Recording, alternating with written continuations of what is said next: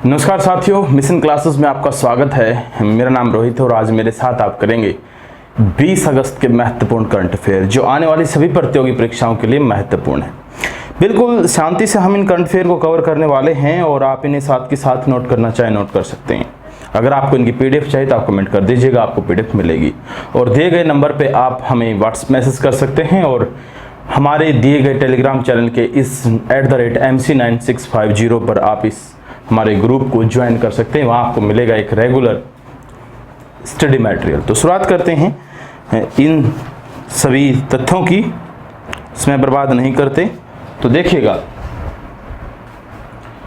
आज सबसे पहले आपको दिया गया है कि इंदौर स्वच्छ सर्वेक्षण में लगातार 3 वर्षों से शीर्ष पर है। सबसे पहले आपको बताएं स्वच्छ सर्वेक्षण क्या है।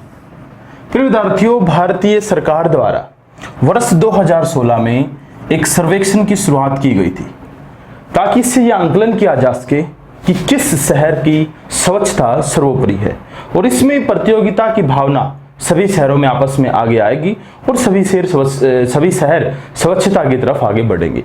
तो इसी परिप्रेक्ष्य में वर्ष 2016 में सबसे पहले स्वच्छता सर्वेक्षण की शुरुआत की गई थी। उसमें वर्ष 2016 में मैसूर सबसे प्रथम स्थान पर था और वर्ष 2016 में सबसे पहले 73 शहरों की इसमें स्वच्छता सर्वेक्षण जो है किया गया था और उसके बाद वर्ष 2016 के बाद इस प्रतिस्पर्धात्मक प्रतियोगिता कहें हम इसे तो 2017, 2018, 2019 इन तीनों वर्षों में इंदौर अपनी स्थिति प्रथम स्थान पर बनाए हुए है। तो इसी परिप्रेक्ष्य में भारतीय सरकार आज 20 तारीख को लगभग 3 बजे के बाद ये स्वच्छता सर्वेक्षण नया जारी करेगी। उसके बारे में कौन सा शहर इसमें प्रथम स्थान पर है वो हम कल वाले वीडियो में आपको बताएंगे। तो इस बात का विशेष ध्यान रखें कि स्वच्छता सर्वेक्षण की शुरुआत 2016 में की गई थी। मैसूर प्रथम था, 73 देशों की इसमें पहले की गई थी। लेकिन जो 2019 का स्वच्छता सर्वेक्षण था ये भारत देश का सबसे पहला डिजिटल सर्वेक्षण था। इससे पहले डिजिटल सर्वेक्षण नहीं हुआ था। 2019 में सबसे पहला डिजिटल सर्वेक्षण किया गया था और इसी परिप्रेक्ष्य में आगे बढ़ते हुए सरकार महत्वपूर्ण कदम उठा रही है जिसके तहत लगभग 4200 शहरों की अब की बार इसमें सर्वेक्षण किया गया है। तो आगे बढ़ते हैं नेक्स्ट क्वेश्चन की तरफ।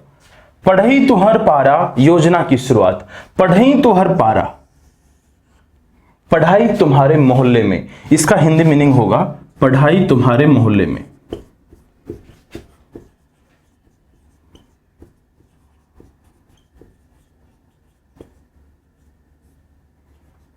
तो इस योजना की शुरुआत की गई है छत्तीसगढ़ सरकार द्वारा।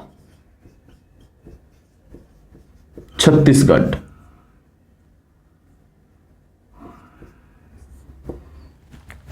सरकार ने इस योजना की शुरुआत की है।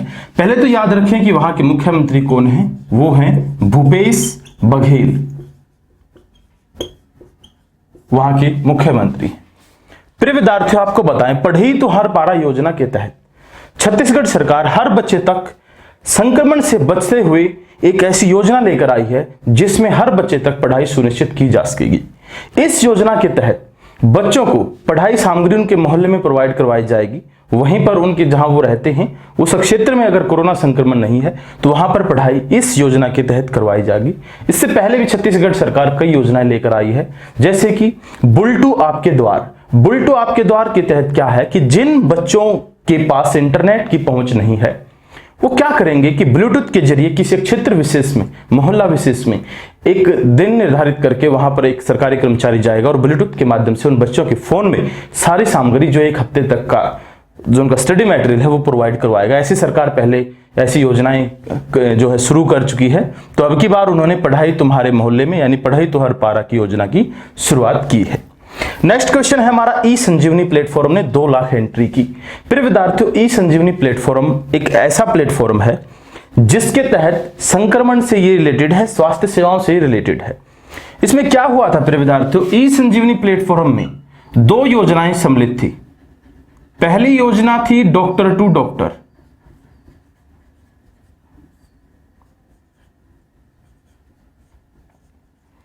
और दूसरी योजना थी मरीज टू डॉक्टर।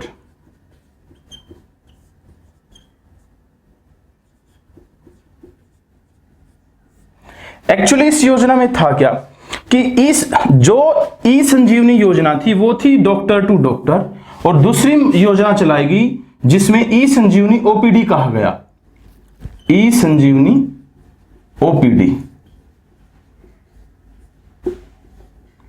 इसमें क्या था कि मरीज टू डॉक्टर, इसमें आप इस ऑनलाइन प्लेटफॉर्म के माध्यम से डॉक्टर से बात कर सकता था, मरीज डॉक्टर से बात कर सकता था और परामर्श ले सकता था। तो ऐसी ई संजीवनी परियोजना पूरे भारत देश में चालू हुई थी और इसे मात्र 9 अगस्त को तो इस योजना ने 1.5 लाख एंट्रियां कर ली थी, यानी कि 1.5 लाख परामर्श दिए जा चुके थे। लेकिन 9 अगस्त से जैसे ही 19 अगस्त आया, यानी 10 दिन बीते, तो वहां तक इसने 2 लाख परामर्श प्रोवाइड करवाए हैं। इसमें सबसे ज्यादा जो परामर्श लिए गए हैं वो तमिलनाडु की जनता के द्वारा लिए गए हैं। तमिलनाडु मरीज टू डॉक्टर के तहत इसमें तमिलनाडु ने 56,000 एंट्रियों से ज्यादा एंट्रियां इसमें करवाई हैं।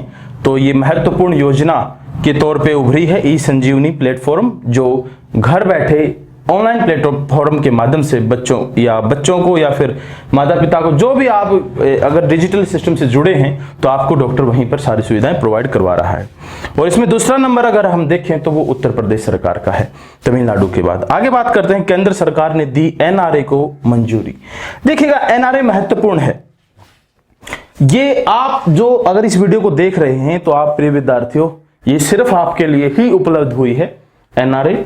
इसमें एक्चुअली क्या था, एनआरए की जो फुल फॉर्म है वो मैं पहले आपको बता देता हूं, नेशनल रिक्रूटमेंट एजेंसी। यहां लिख देता हूं, नेशनल रिक्रूटमेंट एजेंसी। एक्चुअली क्या है कि सरकार ने इस एजेंसी की गठन को मंजूरी दे दी है। क्यों दी है प्रिय विद्यार्थियों? एनआरए जो बी ग्रेड और सी ग्रेड की नौकरियां ना, उनके लिए कॉमन टेस्ट लेगी पूरे इंडिया का, और उन कॉमन टेस्ट के आधार पे इसे आप फर्स्ट एक कॉमन टेस्ट प्रोवाइड कराएंगे और इसमें स्पेशल जैसे कि आप एक टेस्ट देंगे, उसमें रेलवे, बैंकिंग या जो पुलिस विभाग, इस हिसाब से जिनका स्टडी मटेरियल कॉमन होगा उसकी तैयारी करेंगे। और वो जो एनआरए लेगी वो एक सीईटी लेगी, मतलब टेस्ट है वो, एक कॉमन एफिशिएंसी टेस्ट बोल सकते हैं आप इसे। तो इस टेस्ट के माध्यम से आप उस क्षेत्र की 4 से 5 संस्थाओं का एक ग्रुप बना दिया जाएगा। अब तो आपको हर ग्रुप के अलग अलग फॉर्म फिलअप करने पड़ते हैं और फिर आप उनकी तैयारी अलग अलग करते हैं। लेकिन सीईटी क्या करेगा प्रिय विद्यार्थियों, ये 4 से 5 एजेंसियां, जैसे कि बैंकिंग ले लेगा, रेलवे ले लेगा, या जैसे वित्त मंत्रालय ले लेगा, और इस प्रकार से आईबी ले लेगा, इन सभी को संगठित करके एक कॉमन टेस्ट लेगा। अगर आप उसे क्वालिफाई कर जाते हैं तो फिर जैसे आप रेलवे विभाग में जाना चाहते हैं वो फिर दूसरा टेस्ट लेगा। ये कॉमन टेस्ट आप कहें परी के तौर पर होगा सभी के लिए। अगर आपको फॉर्म फिलअप करना उस किसी निकले हुए फॉर्म में, उससे पहले आपको कॉमन टेस्ट देना पड़ेगा। और ये कॉमन टेस्ट प्रिय विद्यार्थियों 3 वर्षों तक लागू रहेगा, 3 वर्षों तक। इसके बाद फिर से आपको कॉमन टेस्ट को क्लियर करना होगा और उसके बाद फिर आप उसे फिलअप कर सकते हैं। इसमें अधिकतम आपके अंक जो होंगे वो आपके अंक मान्य रहेंगे। अगर आप हर साल देते हैं तो आपके जो अधिकतम अंक होंगे जिस समय पे वे मान्य रहेंगे। ये महत्वपूर्ण था, ये आपके ही लिए था। इससे क्या होगा कि प्रिय विद्यार्थियों इसमें 117 जिलों में सरकार परीक्षा लेगी कॉमन एफिशिएंसी टेस्ट की, और इसका गठन के लिए सरकार ने 1517.57 करोड़ रुपए की मंजूरी दे दी है, प्रस्ताव दे दिया है। और ऑनलाइन बेस्ड ये एग्जाम रहेगा आपका, सभी कॉमन टेस्ट जो ये है सभी प्रतियोगी परीक्षाओं के लिए, चाहे आप किसी भी क्षेत्र की हो। तो कॉमन टेस्ट महत्वपूर्ण है, अब इसकी भी तैयारी आप रखेंगे। और फिर उसके बाद जो सेकंड टीयर 2 और टीयर 3 रहेंगे वो अपने लेवल पे वो एजेंसियां लेंगी। जैसे अगर आप आईबीपीएस पीओ का एग्जाम दे रहे हैं तो पहले आपको सीईटी करना ही पड़ेगा, उसके बाद सरकार वो जो एजेंसी है आईबीपीएस की वो अपना अलग से टेस्ट लेगी और वो फिर आपका चयन करेगी। इस आधार पे, यानी कि ये तो अगर लोकल भाषा में मैं कहूं एक ऑल ओवर तरीके से कि अगर फॉर्म फिलअप करने हैं तो पहले ये क्लियर करना पड़ेगा, फिर आप फॉर्म फिलअप कर सकते हैं। ये एक लोकल लैंग्वेज में मैं आपको बता रहा हूं। तो केंद्र सरकार द्वारा जो सीईटी जारी किया गया है इसके लिए भी आप तैयार रहे। 117 जिलों में इसकी सरकार की योजना है ताकि नजदीक से नजदीक बच्चे इसमें जो है एडमिशन ले सकते, एडमिशन नहीं कहेंगे, पेपर दे सकते हैं। नजदीक से नजदीक सेंटर में, ऐसी सरकार की कोशिश है, दूर नहीं जाना पड़े। जैसे महिलाएं हैं उन्हें बहुत दूर यात्रा करनी पड़ती है, अगर कोई एक क्षेत्र विशेष से है, जैसे कि आप अगर हरियाणा से हैं और झज्जर से बिलोंग करते हैं, आपको चंडीगढ़ टेस्ट देने जाना होता है। इस प्रकार की समस्या से बचने के लिए सरकार 117 जिले निर्धारित करेगी, वहां पर नजदीक से बच्चों को टेस्ट लिए जा सकेंगे। तो ये महत्वपूर्ण था। आगे बात करते हैं ट्रिपल पी की। फिर विद्यार्थियों पहले मैं आपको बताता हूं कि पीपीपी के तहत 3 हवाई अड्डे और मंजूर।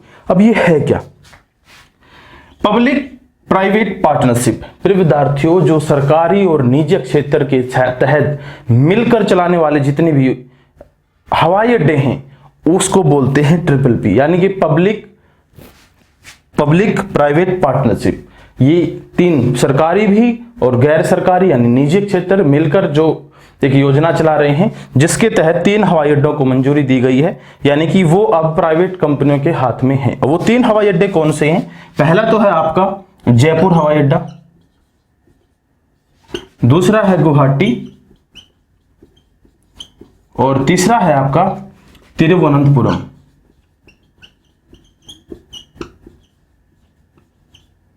ये 3 हवाई अड्डे अडानी ग्रुप को दिए हैं विद्यार्थियों, अदानी इंटरप्राइजेस को।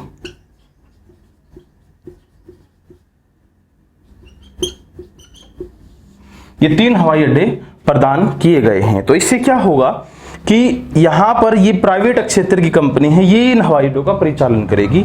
आपको पता है कि जो दिल्ली एयरपोर्ट है, 3 टर्मिनल बन चुके हैं वहां पे, वो तीनों के तीनों टर्मिनल प्राइवेट हाथ में है पिछले 10 साल से। तो इसी तरह से सरकार को मजा आ रहा है कि हम प्राइवेटाइजेशन किए जाएं और सहूलियत लिए जाएं, लेकिन इससे आपको भी पता है विद्यार्थियों क्या होता है, ज्यादा कहने की जरूरत नहीं है। तो ये है। आगे हम बात करते हैं नेक्स्ट करंट अफेयर की। मैं 10 करंट अफेयर आपके लिए लेके आया हूं आज के। आगे का करंट अफेयर हमें दिया गया है कि विश्व मानवता दिवस। प्रिय विद्यार्थियों, विश्व मानवता दिवस की शुरुआत पहले बताते हैं कब मनाया जाता है। ये 19 अगस्त को मनाया जाता है। 19 अगस्त को प्रत्येक वर्ष मनाया जाता है। और अब की बार इसकी जो थीम थी वो थी रियल लाइफ हीरोज।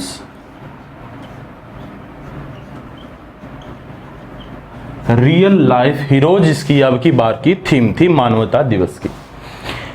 ये एक्चुअली क्या है कि 19 अगस्त को 2003 के अंदर, 19 अगस्त 2003 के अंदर जो इराक का बगदाद शहर है वहां पर एक भारी बम विस्फोट हुआ था। उस बम विस्फोट में 22 लोगों की मौत हुई थी और उसी में एक मानवतावादी सर्जियो एलेराड डी मेलो की भी मृत्यु हो गई थी। उसी के परिप्रेक्ष्य में बाद में संयुक्त राष्ट्र महासभा ने वर्ष 2009 से इसे मनाने का निर्णय लिया था। तो इसीलिए ये 19 अगस्त को प्रत्येक वर्ष मनाया जाता है। यहां से इतना ही। आगे बढ़ते हैं। भारत सरकार का सबसे लंबा पियर ब्रिज, ध्यान दें, सबसे लंबा सबसे ऊंचा पियर ब्रिज। फिर विद्यार्थियों ये पियर ब्रिज रेलवे द्वारा बनाया जा रहा है, रेलवे द्वारा। और आपको बताएं कि इस ब्रिज की जो ऊंचाई है वो 141 मीटर है। अब तक की दुनिया की सबसे ज्यादा पियर की ऊंचाई 141 मीटर ऊंची है। और इतना ऊंचा पुल 703 मीटर लंबा है। तो इतना ऊंचा पुल इतनी लंबाई में आज से पहले किसी दुनिया में नहीं बनाया था। अब तक 139 मीटर ऊंचा पियर ब्रिज था, लेकिन वो लंबा कम था। अब 141 मीटर ऊंचा पियर ब्रिज भारत में बनाया जा रहा है और ये इजाई नदी पे है। इजाई नदी पे ध्यान दें, इजाई नदी पर है ये और मणिपुर के अंदर, मणिपुर राज्य में है। ये बहुत बेहद दिलचस्प परियोजना है जो एक रेलवे को कनेक्ट करेगी मणिपुर को अन्य जो राज्यों से। एक बेहतर तरीका होगा इसे बनने के बाद एक नया कीर्तिमान स्थापित होगा, जिससे माल ढुलाई में भी और यात्रियों में भी एक संपर्क जो है वो एक बेहतर तरीके से हो पाएगा मणिपुर का अन्य राज्यों के साथ। तो ये महत्वपूर्ण था। आगे बढ़ते हैं। अब्राहिम बाबकर किता ने दिया इस्तीफा। कौन है अब्राहिम बाबकर किता? प्रिय विद्यार्थियों ध्यान दें, अब्राहिम बाबकर किता राष्ट्रपति हैं। कहां के राष्ट्रपति हैं? ये बात ध्यान दें, ये राष्ट्रपति हैं माली के। इन्होंने इस्तीफा क्यों दिया है? प्रिय विद्यार्थियों, वहां के कुछ सैनिकों ने विद्रोह कर दिया और हवाई फायरिंग करके इनको चारों तरफ से घेर लिया। उसके बाद इन्होंने एक टीवी चैनल के माध्यम से अपना इस्तीफा दिया कि मेरा इस्तीफा अभी से लागू होता है, और इन्होंने निर्णय लिया कि मेरी सरकार में रहने की वजह से कोई खून खराबा न हो, इसीलिए मैं इस्तीफा दे रहा हूं और ये लागू होता है। अब उस विद्रोह का स्पष्ट कारण सामने नहीं आया है और ना ही ये पता लगा है कि कौन इस विद्रोह का नेतृत्व कर रहा था, और इस विद्रोह का जो सेना ने ये विद्रोह किया उसका जनता ने भी समर्थन किया है। हालांकि जो माली के राष्ट्रपति हैं, इन्होंने लोकतांत्रिक तरीके से अपना चुनाव हुआ था वहां पे, उसके तहत इन्होंने ये पद हासिल किया था, और उसके बाद फिर भी वहां पर विद्रोह हुआ है तो इन्होंने इस्तीफा दे दिया। आगे बात करते हैं डेथ वैली की। प्रिय विद्यार्थियों, डेथ वैली अमेरिका के अंदर है, कैलिफोर्निया में।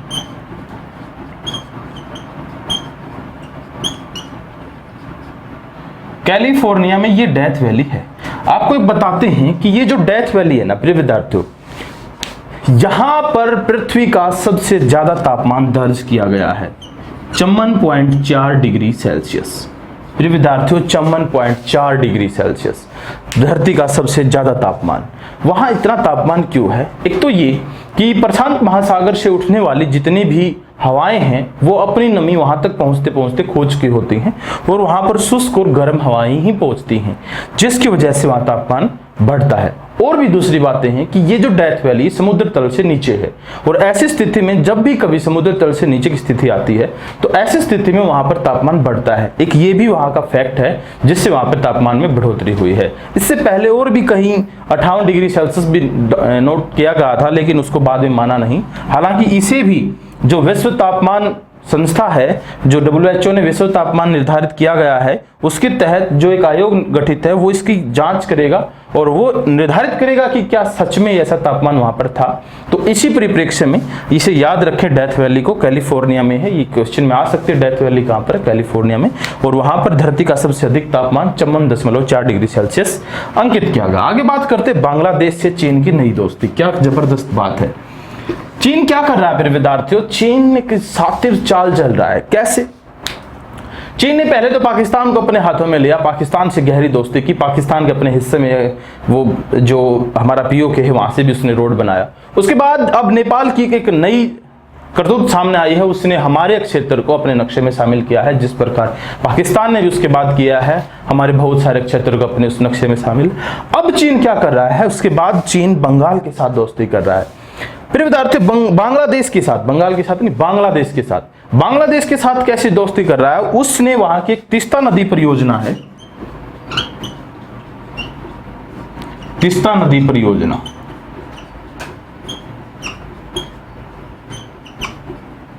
इस परियोजना के लिए चीन ने $1 बिलियन की मदद दी है।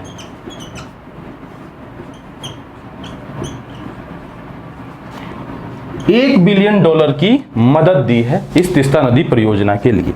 आपको बताएं, ये तीस्ता नदी जो है ये ब्रह्मपुत्र नदी की सहायक नदी है, और ये भारत के अंदर से भी होकर बहती है। सिक्किम और बांग्लादेश के बीच ये नदी जो है सीमा निर्धारित भी करती है। और ये जो नदी है, इस नदी के ऊपर हमारी और बांग्लादेश के साथ कुछ कंट्रोवर्सी चली हुई है, एक समझौता होना था। 2014 में प्रधानमंत्री मनमोहन सिंह ने भी आश्वासन दिया था कि हम समझौता करेंगे और इस नदी का आधा पानी जो है वो बांग्लादेश लेगा और आधा पानी हम बरतेंगे, जो कि पश्चिम बंगाल हमारे जो राज्य है उसको बरतना था। लेकिन पश्चिम बंगाल की सरकार ने कहा कि हम ऐसा नहीं कर सकते, इससे तो हमारे यहाँ पर प्यासे मर जाएंगे, किसानों की फसल बर्बाद हो जाएंगी, हम पानी नहीं दे सकते। तो इसी परिप्रेक्ष्य में वो समझौता लटका हुआ था। जैसे ही चीन ने $1 बिलियन की मदद इसको बांग्लादेश को दी, तभी हमारे यहाँ से हर्षवर्धन श्रृंगला जी जो है वो विदेश सचिव हैं, उन्होंने बांग्लादेश की फ्लाइट भर दी है। वो आज बांग्लादेश गए हैं और वहाँ पर इस जो तीस्ता नदी है इसके ऊपर हमारे समझौतों को आगे बढ़ाएंगे। कहीं ऐसा ना हो कि चीन बांग्लादेश को भी अपना साथी बना ले, हमें चारों तरफ से घेरने पर लगा हुआ है, ऐसा कोई स्थिति क्रिएट ना कर दे जिससे भारत में कूटनीतिक क्षेत्र में खलबली मच जाए। तो ये थे प्रिय विद्यार्थियों आज की महत्वपूर्ण करंट अफेयर। उम्मीद करता हूँ आपको ये समझ में आए होंगे। जैसे भी लगे कमेंट बॉक्स में बताइएगा, और जो भी आप हमसे सुझाव चाहते हैं तो प्रिय विद्यार्थियों आप कमेंट कर दीजिएगा, हम उसका रिप्लाई करेंगे। और आप हमारे एक YouTube चैनल को भी ज्वाइन कर लीजिए। आपको अगर मेरे YouTube चैनल वैसे ना मिले, वैसे तो आप अभी देख रहे हैं, अगर आप Facebook पे हैं तो आप गूगल पे या यूट्यूब पे मिशन क्लासेस रोहित मोर लिख के सर्च करें, सबसे पहले वाला चैनल आप सब्सक्राइब कर सकते हैं। तो प्रिय विद्यार्थियों, आपको रेगुलर हम वीडियोस प्रोवाइड कराएंगे। जैसे भी आपको चीजें लगती हैं आप हमें कमेंट बॉक्स में बताइएगा जरूर। हमारे साथ जुड़े रहिएगा। धन्यवाद। जय हिंद।